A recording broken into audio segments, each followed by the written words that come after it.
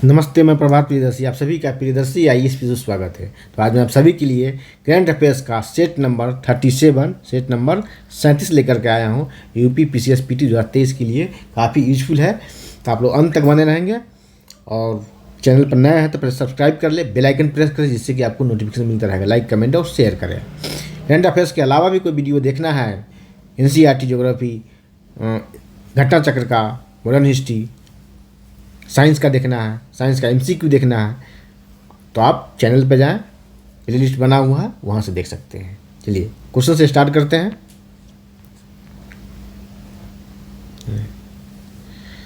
पहला क्वेश्चन है कि हाल ही में फाइनेंशियल एक्शन टास्क फोर्स, ठीक है, FATF ने किस देश की सदस्यता रद्द कर दिया है। बहुत चर्चा में रहा है, ठीक है, बहुत चर्चा में रहा। कहा था जो चर्चा में है वो पर्चा में आता। पर्चा मीन्स क्वेश्चन पेपर में, इस तरह क्वेश्चन पेपर में आते हैं। राइट आंसर होगा आपका ए, रूस।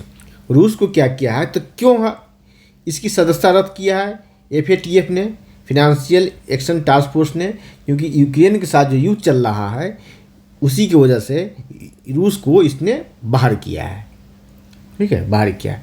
अब चलिए, अब आ रहा है इसमें, ये हो गया यूक्रेन, इसके साथ युद्ध हो रहा है, इसकी वजह से किया, ठीक है। और दूसरा, और सी और डी जो ऑप्शन है, म्यांमार और ईरान, इस दोनों को क्या किया, ब्लैक लिस्ट में शामिल किया गया है। किस लिस्ट में? Black list.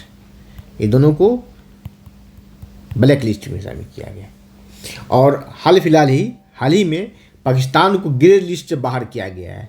पाकिस्तान को ग्रे लिस्ट से क्या किया है, बाहर किया गया है। और इस दोनों को, म्यांमार को और ईरान को ब्लैक लिस्ट में डाल दिया है, ठीक है। ब्लैक लिस्ट में डालने के बाद क्या होगा, इसको वैश्विक स्तर पर, वर्ल्ड लेवल पे इसे आर्थिक सहायता नहीं मिल पाएगी, इकोनॉमिकल सपोर्ट इसे नहीं मिल पाएगा। जैसे वर्ल्ड बैंक हो गया, IMF हो गया, और भी सारे जितने जो फिनेंशियल संस्था है उससे इसे सपोर्ट नहीं मिल पाएगा। एशियाई विकास बैंक हो गया, इस तरह से सपोर्ट नहीं मिल पाएगा, ठीक है।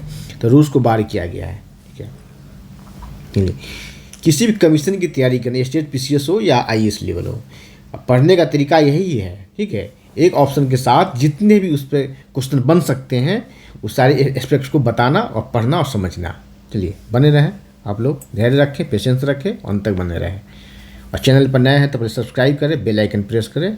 चलिए सेकेंड नंबर क्वेश्चन है, देखिए कि हाल ही में चर्चा में रहा है। क्वेश्चन का स्टेटमेंट ही चर्चा में रहा, तो कहा था जो चर्चा में हो पर्चा में आता है, क्वेश्चन पेपर में आता है। हाल ही में चर्चा में रहा मौना लुआ सक्रिय ज्वालामुखी किस देश में? देखिए यहाँ से एक क्वेश्चन बनेगा, ज्वालामुखी जो है सक्रिय होता है, सुसुप्त होता है, मृत होता है, ठीक है। तो क्या सक्रिय ज्वालामुखी है? क्वेश्चन आपको ज्योग्राफी से भी पूछा जा सकता है कि मौना लुआ जो है सक्रिय ज्वालामुखी है या मृत ज्वालामुखी है या सुसुप्त ज्वालामुखी है। ऑप्शन दे देगा आपको, या मिलान करना पुट रहेगा, ठीक है। तो मौना लुआ क्या है? सक्रिय ज्वालामुखी है, ये तो पता चल गया। अब चर्चा में क्यों है? क्योंकि 40 वर्षों बाद यहाँ विस्फोट हुआ है। 40 वर्षों बाद विस्फोट हुआ है, ठीक है। पिछले BPSC में क्वेश्चन आया था PT में, 68 PT में, कि 38 वर्षों बाद कहाँ किस ज्वालामुखी में विस्फोट हुआ, उस ज्वालामुखी का नाम पूछा गया था। तो चर्चा में इसलिए है कि 40 वर्षों बाद यहाँ क्या हुआ, विस्फोट हुआ है। तो कहाँ है? अमेरिका में है। किस देश में? अमेरिका में।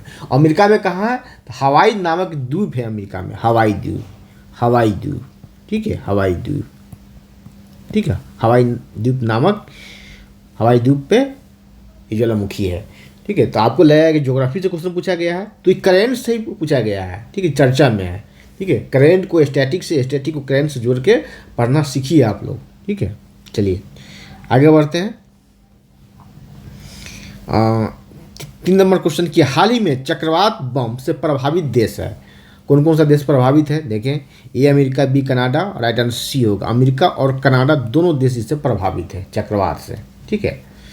चलिए 4 नंबर क्वेश्चन की, हाल ही में भारत ने वर्ष 2025 से हरित ऊर्जा निर्यात हेतु किस देश से समझौता किया है? राइट आंसर होगा सिंगापुर। किधर? सिंगापुर से किया है।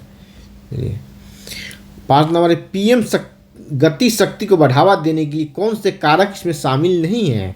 ठीक है, तो राइट आंसर होगा ए, कौन है? उर्वरक शामिल नहीं, सड़क शामिल है, रेल मार्ग शामिल है और हवाई मार्ग शामिल है, उर्वरक शामिल नहीं। तो कुछ जब कारक की बात हो रही है, देखिए ये IAS के लिए भी एक क्वेश्चन हुआ आता है, ठीक है, इंपॉर्टेंट हुआ आता है, ठीक है। PM गति शक्ति, तो इसमें कितने कारक हैं? तो कुल इसमें 7 कारक हैं। कितने कारक हैं? 7 कारक हैं। 7 कारक कौन कौन है? देखिए 7 कारक का नाम आप लोग लिख ले, याद कर ले। सड़क, ठीक है। 2 में है रेल मार्ग। तीसरे में है हवाई मार्ग, रेल मार्ग तो हवाई मार्ग, और यह है सड़क मार्ग, ठीक है, ये हो गया। और चौथे में है विमानपत्तन। क्या है? विमानपत्तन। 5वां का क्या हो गया? 5वां हो गया जलमार्ग, ठीक है। 6 हो गया, 6ठा हो गया आपका माल परिवहन, और 7वां और अंतिम हो गया आपका लॉजिस्टिक अवसंरचना, ठीक है। 7 हो गया। इस 7 के पूछा जा सकता है कौन नहीं है, कौन है। IAS के लिए भी क्वेश्चन इंपॉर्टेंट है, तो सारे याद रहे। सड़क मार्ग, रेल मार्ग, हवाई मार्ग, इस तरह ये तो 3 तो याद ही रहेगा। विमानपत्तन, जल मार्ग, ठीक है, माल परिवहन, और 7वां है लॉजिस्टिक, ठीक है, अवसंरचना। ये आगे बढ़ रहे हैं, 6ठे क्वेश्चन पर आते हैं। 6ठा क्वेश्चन है कि उत्तर प्रदेश सरकार द्वारा चलाई जाने वाली सबरी संकल्प योजना का मुख्य उद्देश्य क्या है? ठीक है, ये है आतंकवाद की समाप्ति, बेरोजगारी की समाप्ति, सी है कुपोषण की समाप्ति, डी है उग्रवाद की समाप्ति। राइट आंसर होगा सी। ये है क्या? कुपोषण की समाप्ति, सबरी संकल्प योजना का मुख्य उद्देश्य यूपी सरकार द्वारा चलाया जा रहा है। चलिए 7 नंबर है कि निर्माण श्रमिकों के कौशल को और बेहतर बनाने के उद्देश्य से प्रारंभ की गई निपुण योजना का कार्यान्वयन किस मंत्रालय और विभाग के अधीन किया जा रहा है? ठीक है, क्वेश्चन इससे भी बन सकता है कि निपुण योजना किससे संबंधित है? तो श्रमिक निर्माण जो इंफ्रास्ट्रक्चर डेवलपिंग सेक्टर है, निर्माण कार्य हो रहा है, वहाँ के जो श्रमिक है, लेबर काम करने वाले, उसके कौशल को और बेहतर कौशल ने उसके कौशल में उसकी स्किल को इन्हांस करने के उद्देश्य से प्रारंभ की गई एक योजना है जिसका नाम निपुण है। ठीक है, तो किस मंत्रालय द्वारा? राइट आंसर होगा 7 का ए, आवास एवं शहरी कार्य मंत्रालय द्वारा। चलिए 8 नंबर क्वेश्चन देखते हैं कि इन आवर लाइफ टाइम अभियान का प्रारंभ किस मंत्रालय द्वारा किया गया है? राइट आंसर होगा सी, पर्यावरण वन एवं जलवायु परिवर्तन मंत्रालय। ठीक है, 9 नंबर क्वेश्चन देखते हैं। 9 नंबर क्वेश्चन है कि निम्नलिखित में से किसका उद्देश्य निःशक्त जनों को समान अवसर उपलब्ध कराकर उसका विकास करना है? राइट आंसर ये होगा सुगम भारत अभियान। चलिए 10 नंबर क्वेश्चन देखते हैं। निम्नलिखित में से कौन सी एक योजना अल्पसंख्यकों के विकास और कल्याण से संबंधित है? राइट आंसर होगा डी, उपयुक्त में से सभी। क्या है? ए भी है, ए भी है, ए भी है। क्या है? सीखो और कमाओ, उस्ताद योजना, नई मंजिल योजना। ये IAS PD के लिए भी एक क्वेश्चन हुआ आता है। ठीक, PT के लिए। चलिए 11 नंबर क्वेश्चन है कि उत्तर प्रदेश मंत्रिमंडल द्वारा नवंबर 2022 में स्वीकृत मुख्यमंत्री बुनकर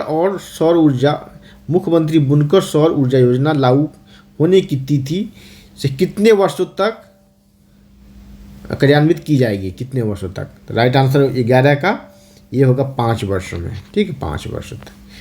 आप देखते हैं 12 नंबर क्वेश्चन। PM श्री योजना प्रधानमंत्री स्कूल फॉर राइजिंग इंडिया के तहत देश भर में कितने स्कूल का विकास और उन्नयन किया जाएगा? ठीक है, PM श्री योजना का फुल फॉर्म पूछ सकता है आपसे प्रधानमंत्री फॉर राइजिंग इंडिया, प्रधानमंत्री स्कूल फॉर राइजिंग इंडिया। ठीक है, ये भी IAS PD के लिए यूजफुल क्वेश्चन है। चलिए राइट आंसर होगा 12 का ए, 14,500 स्कूल को डेवलप किया जाएगा। ठीक है, 13 नंबर क्वेश्चन है कि नवंबर 2022 में German watch new climate institute और क्लाइमेट एक्शन नेटवर्क द्वारा जारी जलवायु परिवर्तन सूचकांक 2023 में भारत का स्थान कौन सा? राइट आंसर होगा सी, 8वां स्थान है। कौन सा जारी करता है सूचकांक? German watch new climate institute, ठीक है, ये गैर सरकारी संस्था वहाँ का। और क्या है? क्लाइमेट एक्शन नेटवर्क, दोनों क्या है? गैर सरकारी संस्था है, ठीक है, और जारी करता है मिल करके। 14 नंबर क्वेश्चन है, नवंबर 2022 में निम्नलिखित में से किस एक तिथि को संयुक्त राष्ट्र द्वारा बाल यौन दिवस घोषित किया गया? बाल यौन शोषण दिवस घोषित किया गया है। 14 का राइट आंसर होगा आपका बी, 18 नवंबर। कब? 18 नवंबर घोषित किया गया है, ठीक है। और ये क्वेश्चन पूछा जा सकता है, ठीक है, ISPT के लिए भी क्वेश्चन है, ठीक है, ये सामाजिक सुरक्षा से संबंधित क्वेश्चन है, ठीक है, नवंबर 2022 का ही क्वेश्चन है। चलिए 15 नंबर और अंतिम नंबर क्वेश्चन, नवंबर 2022 में उत्तर प्रदेश सरकार द्वारा किस एक पर्यटन स्थल को वर्ष 2041 तक क्या है शुद्ध शून्य कार्बन उत्सर्जन पर्यटन स्थल बनाए जाने की घोषणा की गई है? ये ऑप्शन है मथुरा वृंदावन को, बी सारनाथ वाराणसी के बगल में बौद्ध स्थल है, आगरा को, अयोध्या को। राइट आंसर होगा ए, मथुरा और वृंदावन को। तो आज इतना ही, फिर अगले क्लास में मिलते हैं। चैनल पर नया है तो पहले सब्सक्राइब कर ले, बेल आइकन प्रेस कर, जिससे कि आपको नोटिफिकेशन मिलता रहेगा। लाइक, कमेंट और शेयर करें। धन्यवाद। जय हिंद।